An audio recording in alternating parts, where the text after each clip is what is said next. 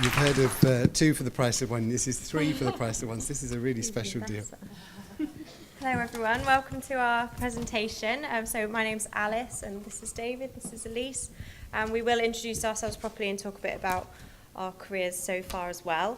So our presentation is about journeys in applied psychology training. And it's really geared towards those of us, perhaps most of us, that feel like a psychology career is a little bit like running madly after a train, never quite getting there, never quite knowing how well we're doing, if we're about to fall off or if we're just missing something all in all. And it's something that we've all definitely experienced, and that's what we're going to talk about today. So just to introduce ourselves, my name's Alice McNamara. I'm the current co-chair of the Pre-Qualification Group, which sits in the DCP. I work as a psychological wellbeing practitioner, stupid name for a job, I think, so long, at Lift Psychology in Swindon. So I did my psychology degree at Bristol UE, and I worked in the research team there for Centre for Appearance Research, did a lot of research on body image. I then did a 6-week placement with Sri Lanka volunteers, don't know if anyone's heard of that, which was very good. And then I got to sort of my current role now by doing a bit of volunteering and then working as an assistant psychologist. And I also am the co-chair of the committee, as I said, which I've been doing for about 2 years now. Hello, my name's Elise. I'm a third-year trainee on the doctorate in clinical psychology in Oxford. I got there by doing my undergrad at Cardiff, and I did a placement year there in a secure psychiatric hospital. I went to Camp America and worked in a camp for people with learning disabilities, which was amazing. I got 2 different assistant psychology posts, mainly in learning disabilities and autism. And then I got onto the course, and I've been a member of the Pre-Qual Group committee for 4 years, and I'm currently the treasurer. So I'm David. I'm not actually a member of the Pre-Qual Group. They sort of let me be an aspiring honorary member. So I'm, for the last 4 years, been director of the Oxford Institute of Clinical Psychology Training, that runs the doctoral course at the University of Oxford. I started my journey into psychology doing a joint psychology and zoology degree at the University of Reading. I did 2 assistant psychology posts, one in learning disabilities and one in sort of neuropsychology epilepsy, quite some years ago. I'm a member of 3 of the BPS divisions, clinical health and neuropsychology. I did my clinical psychology training at the Institute of Psychiatry, and I worked for about 20 years as mainly doing clinical work in physical health settings across a range of different physical health settings, and also teaching in a medical school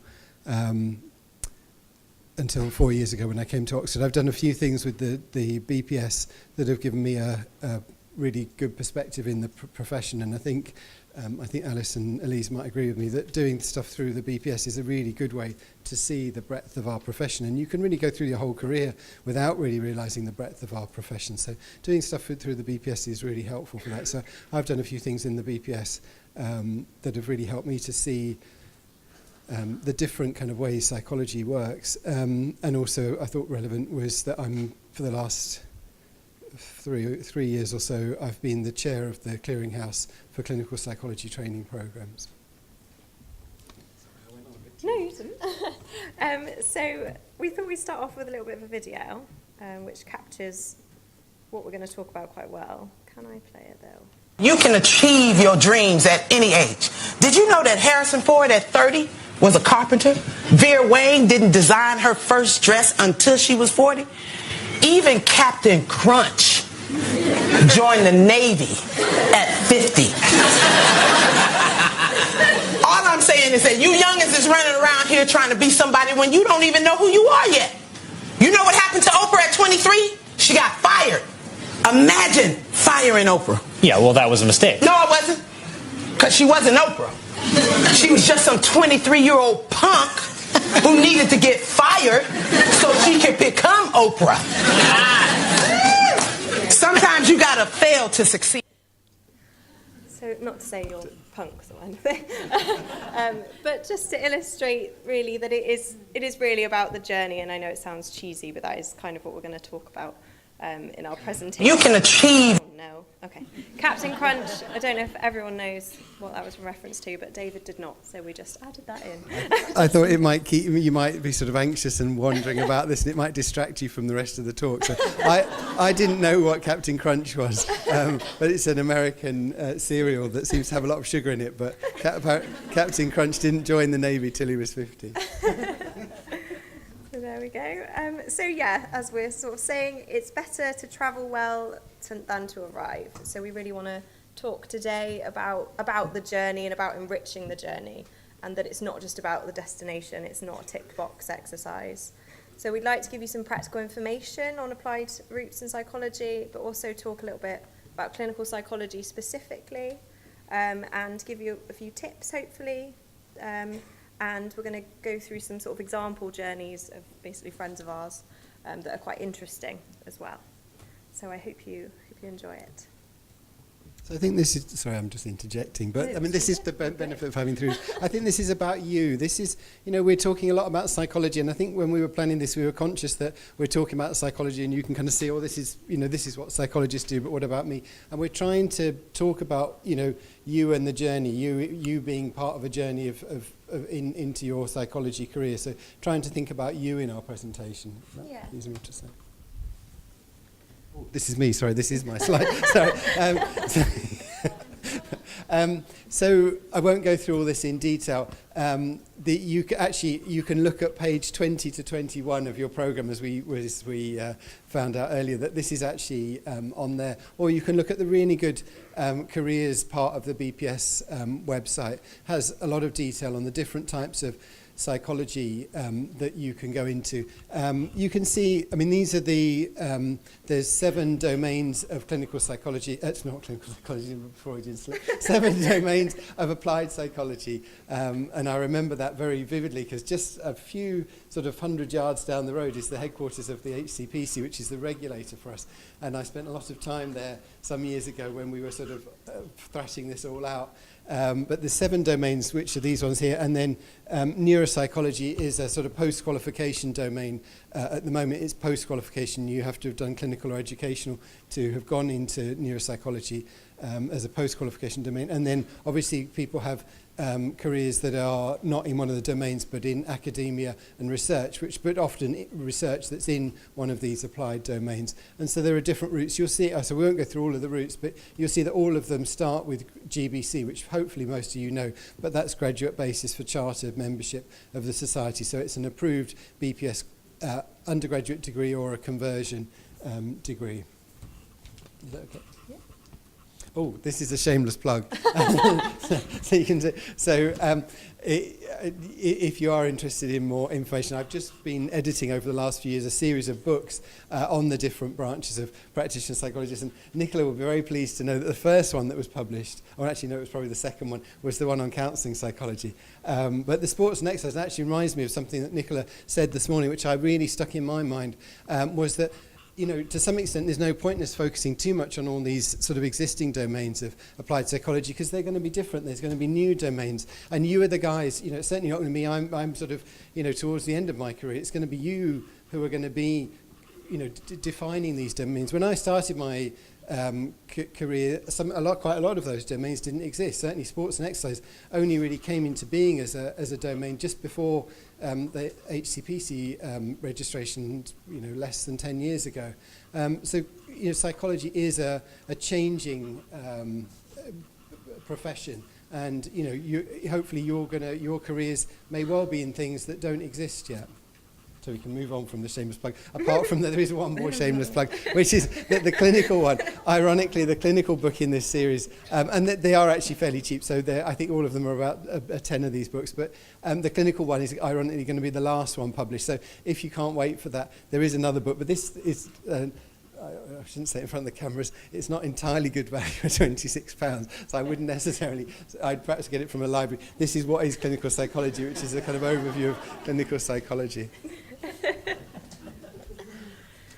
Are we just really wanted to find out a bit more about you, didn't we? Yeah. Yeah, so you found out a bit about us, but now we want to know about you guys. So if we do a raise of your hands, who's currently still at undergrad? Okay. Oh, wow, quite a lot. That's really good to know. Who's past the undergrad stage? Okay. Who's in the middle? Someone in the middle. Okay. What about the different, so we've just been through like a list of different up again. Types of psychology. Does anyone know yet whether they want to go into counselling psychology? Okay. What about clinical psychology? Educational? Occupational? Okay. Sports and exercise? I got so interested in sports and exercise by editing that book. It seems so exciting. So it's a really interesting field. What about health psychology? What about forensics? It's quite an even mix, I think. What about neuropsychology in the future? Yeah. Academia and research? And who just does not have a clue yet? Yeah. Thank you. Okay, so we've been through the list of possible routes in applied psychology, but we also wanted to kind of let you know about other routes that aren't, just going into clinical psychology or just being a counselling psychologist. So I was having a go on Google and seeing what you can do with a psychology degree, that it's helpful but not necessary. You don't necessarily need it for. So Alice is an expert because she's a psychological wellbeing practitioner. So can you tell us what that's about? So I've just finished my PWP training. So I don't know if many people have heard of it or what people think of it, but it has been a very good experience and it has been paid, which is nice. And so now I'm working at Band 5 as a psychological wellbeing practitioner, and there's opportunity for development. It really, really is becoming a career in itself. It's not just a stepping stone. You can go on to train in high intensity and work a little bit more with things like OCD. And then also IAPT as a whole is really growing. So there's now a sort of PWP CAMS version, so working in child and adolescent mental health, that is looking to work in severe mental health as well. And also I did hear that Hong Kong, New Zealand and Australia are kind of starting their own IAPT. So there's international opportunities as well. So it is a really interesting thing to explore because it is growing, it's so young, and there's lots and lots of things happening. If you want to ask me questions about it, you can. What kind of stuff do you do as a PWP? I basically assess and treat depression and anxiety type things with low intensity CBT, so guided self-help. So for low mood, we do behavioural activation and things. And it's it's a really rewarding role, and it is really interesting. You get to meet lots and lots of different people. You were talking about that teen stress group that you run. Yes. Not necessarily that you were talking about, but that sounded really interesting. Yeah, so we do lots of courses as well. So there's all the psychoeducational groups that's run at lots and lots of IAPT services. So Step 2 courses.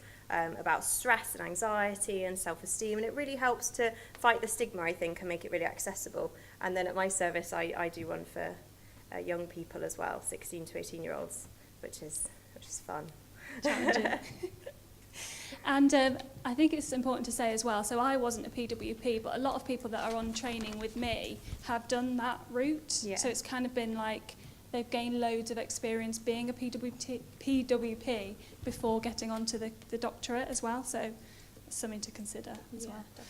So other things you can do that are kind of psychological, you can be a special educational needs teacher, you can be a play therapist, which sounds very fun, so that's like working with children through, like psychologically, but through the power of play, and you can go into counselling. Next slide, please. And then there's broader things, so you could be a social worker, you go to the police force, which is kind of linked to one of the talks this morning. You can go into occupational therapy, marketing and PR, and HR and management. And I don't know if many of you are aware, but there's an NHS management scheme where you go on to get further training in how to be a manager in the NHS. And you get, I think, a diploma or kind of some kind of postgraduate certificate at the end of it in kind of like HR or finance or something like that. Sounds pretty good. So we're going to just talk about some of our friends really now, just to give you some examples of some journeys. So I've got a friend, Fiona. So she's just done an MA in art psychotherapy, and she's had a really, really interesting sort of early career. So she actually did a photography degree, but she focused everything towards mental health, doing topics around sort of suicide and things like that, which is really, really intriguing. And then she went off to Palestine and worked with refugees and the people who are working with the refugees to teach them art therapy skills to use when the volunteers left as well. So really, really rewarding career she's had so far. Did she, I'm just interested, I mean, did she know from an early age that was what she was going to do? Or it sounds like... No, not at all, because she's very artsy, so she did her foundation in art, and then I think, it says in there, her mum was getting art therapy. She's happy with me saying this. And that's when she decided to become more interested in it. So it's nice because she didn't come from a psychology degree. She's come from another sort of way in. I think it adds a lot, definitely. And another friend, Kelly, who I met when I was doing my volunteering abroad in Sri Lanka. So she was really interested in the military. So she went, when we came back, she did the military psychiatry masters at King's. And now she's actually off to go join the forces. So she really, really wants to work with that client group, and she thinks that will help her gain a deeper understanding of the issues that they face. And it's really, really intriguing route that she's taken as well, I think. And then a friend, Hannah, who I worked with in the Centre for Appearance Research at Bristol UWE. So she did her master's in health psychology, and she continued to work in the Centre for Appearance Research and still does now. But she's actually just going to do a PhD in Melbourne, which is exciting.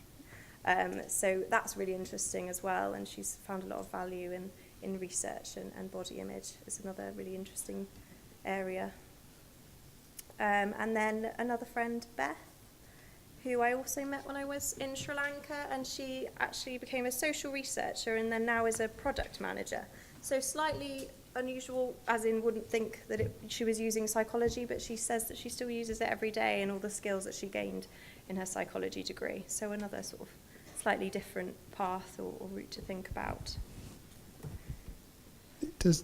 No, I'll wait till you finish. I mean, one of the things that strikes me about hearing this is that the careers seem to sort of unfold. It's not as if someone goes in and like sort of knows from, when they're at primary school, this is what I want to do. That sort of opportunities sort of unfold and how they engage in those shapes where they go next. Definitely, and we were talking about it earlier, weren't we, about how some of the most exciting things that have happened in my short career so far, and with you as well, it's the things that we didn't plan, isn't it? It's the things that just appeared, like the pre-qual group just appeared, but it's actually really, really valuable and one of the most exciting things I'm really glad I've got to do. So these are a couple of my friends that I was at undergrad with, and speaking of like strange journeys, so the guy on the left, Alex, he actually decided he was going to be a lawyer after he graduated, so he did the conversion course. Then he thought, actually, I don't want to do that anymore. I'm going to teach myself to code. And now he works in artificial intelligence in like this new startup company in London. And he said that he still uses a lot of stats and a lot of kind of like psychological theories in artificial intelligence. Not that I know much about what that is. And then another friend, she decided to be an occupational therapist, and she works, I don't know if it's there, she works in an acute stroke care unit, so she's working a lot with psychological principles, but she's not a psychologist, but she still says it's amazing, and she gets like a lot of one-to-one contact with people, perhaps more than a clinical psychologist would do.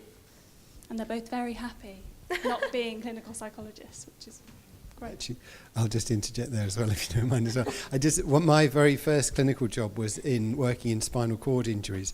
I worked at the Royal National Orthopaedic Hospital in Stanmore, was my very first job, and I worked a lot with OTs and physios there. And I think, just as you say, I mean, they were. That was quite a sort of shaping experience for me, because even though I was the only person called a psychologist in the unit, most of the psychological care and applying psychological principles was actually done by those other professionals, and they very, very much were applying psychological principles in trying to rehabilitate people from these just really catastrophic injuries, and yeah, no, I mean they were much more relevant to the person's recovery really than I was. Mm-hmm.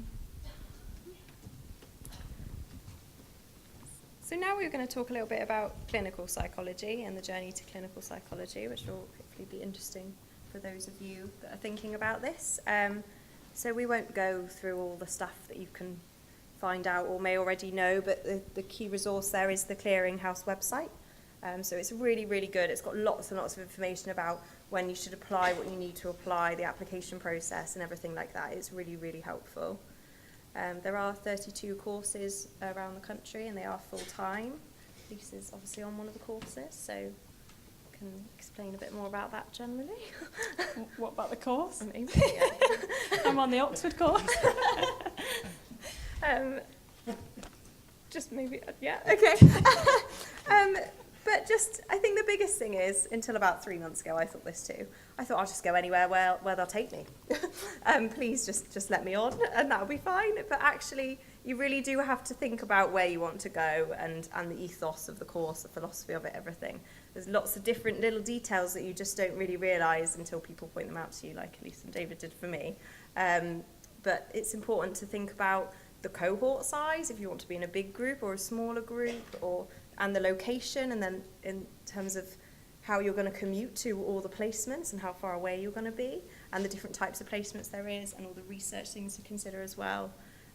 And there are courses that suit you if it is the right thing for you. Don't just think that you should just go anywhere where they'll take you. Try to really, really think about it, because obviously that's what makes you more likely to enjoy it, because when we get onto the training we have to do it as well. And I think people forget that, don't they? Yeah. And it's 3 years of your life, so it's a big commitment. I think like tips and tricks to work out which course is best for you is speak to people that are on the courses and get a feel of what the courses are like. Or we'll plug it in a minute, but there's something called the Alternative Handbook, which is where trainees on the courses fill out this big survey about their own course, and it's kind of like, oh, are you happy with your the research experience that you get there, or like, are you generally happy being on the course, or like, how was the interview, things like that's really helpful. But we'll talk more about that. Yeah. It's a tough one, isn't it? Because in a way you talk to a trainee and they only know the course that they've been on. I mean, this will be true for any kind of applied psychology course, that you can talk a lot about your own course, but actually contrasting different courses can be quite difficult. I mean, I think that's where the Alternative Handbook is really helpful, although you do have to kind of read through it a little bit and actually compare what people are saying. And so, there are different dimensions on which courses do vary a bit in terms of, I mean, the sort of more academic-y kind of things, like what they prioritise in the curriculum, how much freedom you get in terms of choosing research, but also practical things that Alice mentioned about where the placements are. I mean, it's a course may be based in a particular, I shouldn't talk to you, I should talk to them. A course may be based in a particular place, but for certainly, I mean, again, most applied psychology courses, they'll have a practice element, and so you'll need to just see, well, whereabouts do people go for that, and certainly for clinical psychology courses, often they're quite spread around the place, which can be a really good thing. I mean, it means you get to work in different geographical areas, but it's worth just factoring in that is going to be a practical thing that you'll be doing, maybe 3 days a week, travelling to and from different placements. So it's a good idea to kind of see whereabouts they're going to be. If you go on our website, you could actually see, although it's a bit out of date, there is a little map showing where the different placements are. There is a lot to think about and a lot to consider, and obviously I don't need to tell you that it is competitive, but don't let that put you off. If it's the right thing for you, then hopefully it will work out.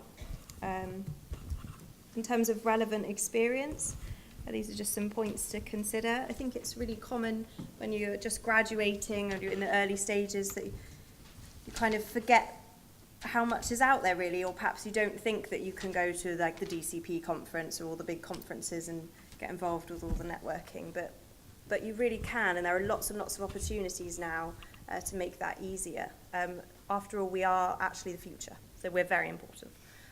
So we need to kind of adopt that attitude and embody it, because they were just as important at those conferences as everyone else. The DCP conference this year has started the ambassador program. I don't know if people have heard of it, but basically you apply to be an ambassadee, and then you get paired with an ambassador, and then they can kind of babysit you, basically. But they'll introduce you to people and take you around the conferences, because it's daunting going to those sorts of days. And then thinking about publications and articles and book reviews and things, you can get published, and there's lots and lots of opportunities to thinking about the Psychologist, the ClinSci Forum, and lots of things through the Pre-Qualification Group, which we'll talk about as well. So when I was trying to get onto training, I was really panicking because I hadn't had any publications or any research kind of experience. So it's like, how am I going to get published in some way? So I went into the Psychologist magazine, the BPS magazine, and they were looking for people to review books. So I'd got sent a book, I read it, I wrote a review, and it got published. So I put that on my application form, that I was published. So anything like that is worthy experience. And I think it's easier than you think, or the opportunities are out there. It's just that we don't normally, they're not right there in our face, so it's hard to find sometimes. Seek support from assistant psychologist groups if you don't already. You don't just have to be an assistant psychologist to go to one of those groups. And thinking about volunteering and placements abroad is really helpful. I definitely learned lots through my volunteering in Sri Lanka, and all the opportunities I've got have started with volunteering. So my job now at Lift, I started as a volunteer, and that could be a really, really helpful way in, because as I'm sure you know, getting an assistant psychologist post is not easy. But it isn't the only option. There are lots and lots of other posts around that are clinically relevant.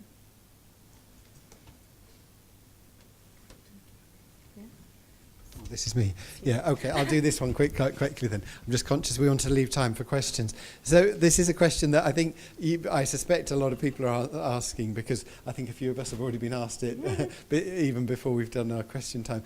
Do I need to do a master's? Well, actually, if you remember back to that slide about the different domains of psychology, some of the domains you have to do a master's. It is part of the route in, but for a lot of domains, and certainly for clinical, it isn't part of the requirement, and so the answer is no. There are some pros and cons, and they made me do this slide because they know sometimes I have a bit vehement beliefs about this, but I think you need to take a balanced perspective, and you've got to bear in mind that different people will come from a different perspective. So, you know, the people, you know, pitching master's courses from universities obviously come from one perspective, but I think you need to balance up the pros and cons for yourself and what's important for you. There definitely are pros to doing a master's for somebody, let's say, doing clinical. It does help you to get extra research experience, both in terms of research training and research experience of carrying out research. Some masters do provide you with opportunities for placements. I mean, obviously you can get voluntary work without going through a master's course, but there may be that the master's course helps with that, although I'd make sure that you test that out, how much help they actually provide. And it also is good for developing relationships and contacts with a group of people that, you know, again, this support element's really important. I think if you do that, I couldn't find a way of adding this, but I mean, in a way, the most important reason is that you might actually learn something that's useful to you, and you might enjoy it as well. Those seem like pretty important reasons to me. So I think if a master's meets those criteria, then you'd certainly want to think about it. There are some cons, and I don't need to tell you that they cost money, and also there's an opportunity cost. So if you're putting a lot of effort into writing essays and doing work for a master's, you could be putting that effort in and time into doing something else. So you've got to weigh those things up. Oh, this is to answer the question. So this is from the Alternative Handbook. I just picked a course at random. Well, no, I chose our course at Oxford, but it is fairly typical. And this is people on the course being asked on their previous qualifications. And about 50% had done a master's course. So that answers the question that you certainly don't need to do a master's course. Bit about the Pre-Qualification Group, really, and the Alternative Handbook, as we keep blabbering on about it. Have people heard of the Pre-Qualification Group? No? Really? Oh my God. Okay. Right. It's lucky you Not came, doing isn't my it? job very well. So we sit within the Division of Clinical Psychology, and if you join that division as a graduate member, you will automatically become a member of our group. What we do as a group is we try to enrich the journey to becoming a clinical psychologist. So we aim to support and kind of be that voice of the future by trying to represent people as much as possible. We put on an annual conference each year. Another plug, we have one coming up in March, which bookings will be open soon. And we also produce the Alternative Handbook. Have people even heard of the Alternative Handbook? Okay, one person. So each year we produce this Alternative Handbook, which looks like that. And it's basically respondents from all the courses that give lots and lots of information that perhaps you don't necessarily find on the Clearinghouse website. So things about how they're finding it, how they're finding if they can keep a work-life balance, what age they got on, how many years experience they had, and lots of other things about the course and the process of being on it and things. There is a huge amount of information in there, and Yeah. the Alternative Handbook's free now, isn't it? It's available on. Just Google it, and you'll find it. We'll go on. That's better than going through the BPS website, is it? So that's a couple of the main things that we do. But if you are interested in anything else, please just let me know. So we thought it was important also to flag up that these things are important to remember when we're so keen to kind of get some clinical experience and like to get our first job, that we might forget that we still need to be treated with respect and to have a good job. So I think there's an increasing number of kind of like honorary assistant psychology posts where you work for free in a service, and that's great to get your foot in the door, but you still need to make sure that you're gaining something from it and you're not just doing an admin post, basically. So there are these guidelines that have been published through the BPS and the DCP, and they're like a guideline of what you should expect if you're kind of an honorary assistant psychologist or doing an internship, just to make sure that you've got a good job, basically, and you're not taken for granted. So I think also it's important when you first get a job is to think about what you want to get from it and what you can give to the service. So talk to your supervisor about it. Like, is there a particular area that you want to work on more, like presenting, for example, or doing more assessments or something like that? And it's about, instead of like how many different posts you've got, it's about what you gain from those different jobs, rather than like how many assistant psychology jobs do I need before I get onto training. It's more about what you learn from the jobs, I think. So, some important things for everybody, because everybody will have a job interview at some point or other. So, do some preparation for the job, but not too much. Don't over-prepare your answers, because then they won't come as genuine and your brain will be filled with so much information that you can't get it out. Learn about the wider context, so like the organisation you're applying for, like what are their values, for example, like an NHS trust that you're applying for. What are their values? What do they want? It's okay to take a moment and think about a question if it's really hard. Like I remember on my doctorate interview, I couldn't answer the question, it was too hard, so I sat there for like a minute and thought about what I was going to say when I was like looking out the window. Don't feel like all your examples have to be related to psychology. Like think how much experience you've had in the rest of your life that you can apply to a job. I think a good tip is to prepare a question to ask the panel, like it shows that you're prepared and that you want to learn something from them as well. And don't forget to smile, which is very difficult at the time. And we were talking as well, weren't we, about how an important thing to think about when you go into an interview is you are the expert in you, and that's what you want to tell the people about. That's the whole point of an interview, right? They want to learn about you. So if you think you're the expert, you've got all the knowledge about you, then that should stand you in good stead for the interview.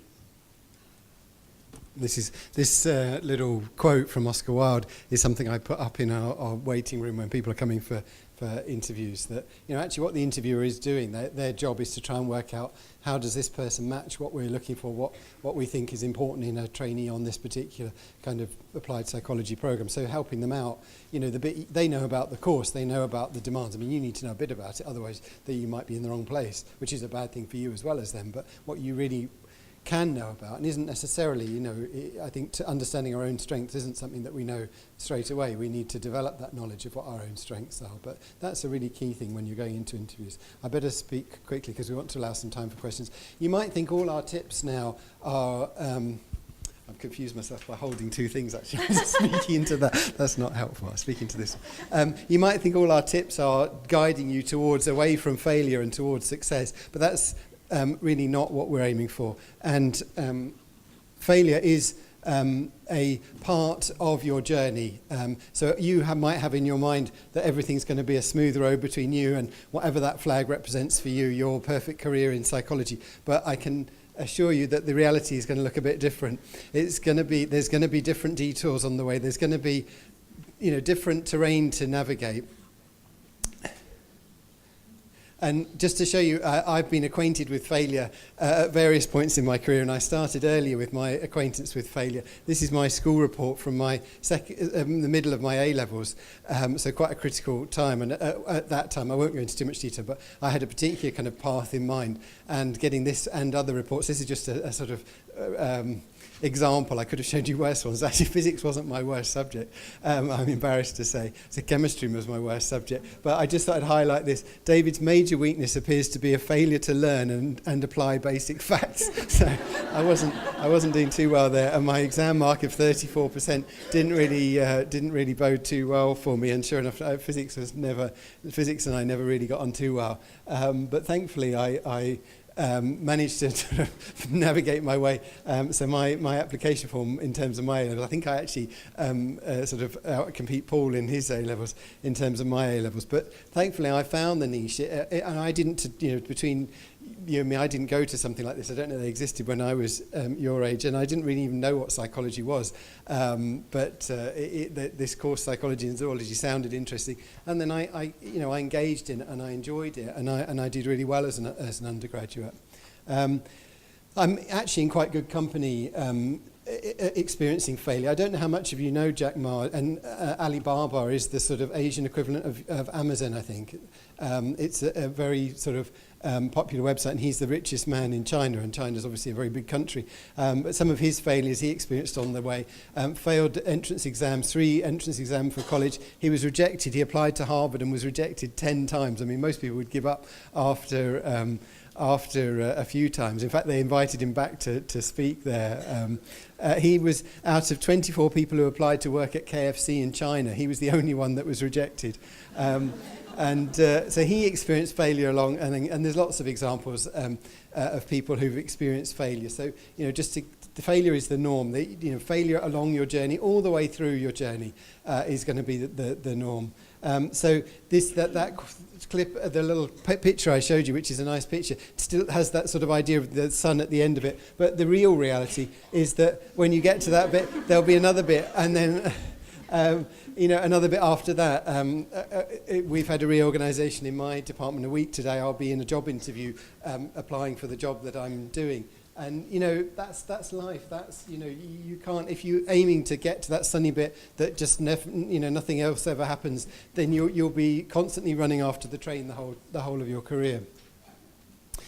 And failure is an integral part of success. Michael Jordan, as you probably know, is one of the most successful sportsmen in any sport, certainly in basketball. And he says, I've missed more than 9,000 shots in my career. I've lost almost 300 games. 26 times I've been trusted to take the game-winning shot and I've missed. I've failed over and over again, and that's why I succeed. We're running out of time, aren't we? This is a book I read, and of all these books I've recommended to you, I think in terms of this career journey, this one is one I'd really recommend that you do actually buy, and it's actually quite cheap. Although I bought the one that was £2 on Amazon. This is Patricia Ryan Madsen taught drama at Stanford for many, many years. She's retired now, and she's the loveliest person you could meet as well. And this really changed my perception of things like career journey, that she talks about the improviser's art. So if you're an improviser, you go and you take what you're given and you work with it. You don't judge, you know, the scenario that you're given. You just go with it. You think, what can I do with this? And I was at the Edinburgh Festival earlier this year, and I went to see improvisation because I wanted to see if this was really true. And it was really true that the improvisers took they took suggestions, put them in a bucket and picked one and improvised around it. They didn't judge it. They didn't say, you know, this isn't the right job. This isn't, I could be doing a bit better. Maybe if I was in that job, it would be a bit better. They just took it and went with it. And I think that's a really good lesson for us all to learn to be that improviser's art. Right. So this is our theme. It's better to travel well than to arrive. So that running person can find a bike or any other means of transport they devise for themselves. Just some resources as well, including our website and lots of different things, and then our contacts as well, if anyone is interested. Any questions?